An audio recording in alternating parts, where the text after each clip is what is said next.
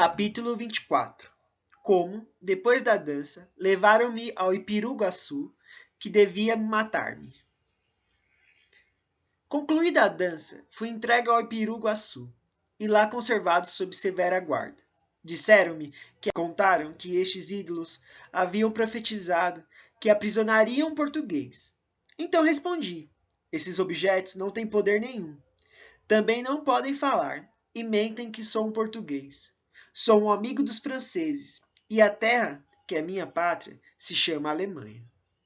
Retrucaram que isso devia ser mentira, pois que fazia entre os portugueses se era um amigo dos franceses?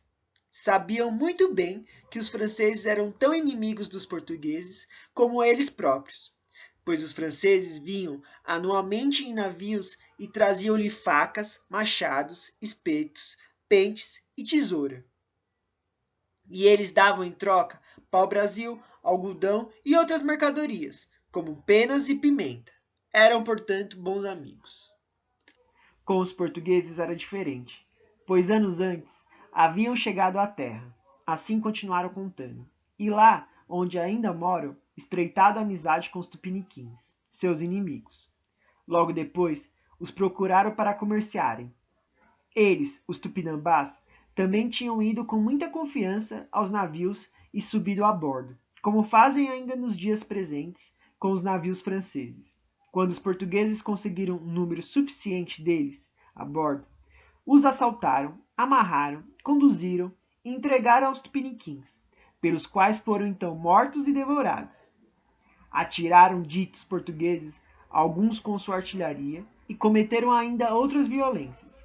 E vieram com os tupiniquins para guerreá-los e fazer prisioneiros.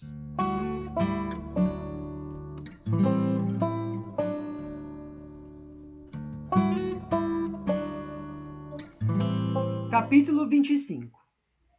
Como os irmãos que me haviam aprisionado queixaram-se a mim, cheios de cólera, que os portugueses tinham atirado o seu pai. Isto queriam eles vingar em mim. Disseram ainda eles que os portugueses haviam arrancado a tiro um braço ao pai dos dois irmãos, que me tinham feito prisioneiro, pelo que viera ele a morrer.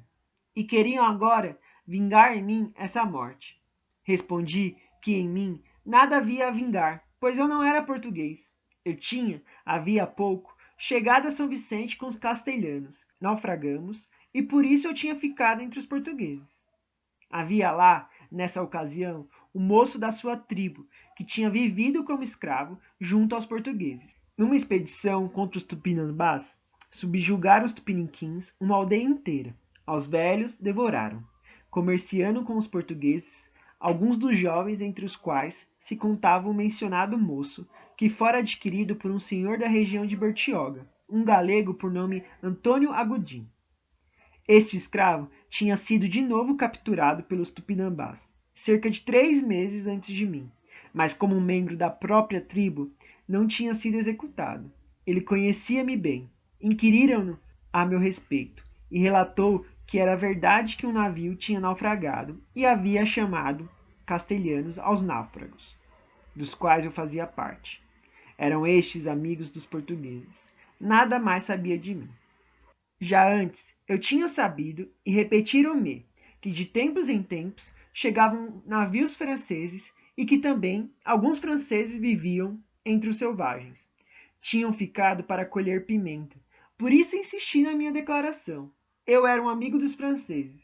Não deviam matar-me, portanto, antes que estes chegassem e me reconhecessem. Conservaram-me em severa vigilância.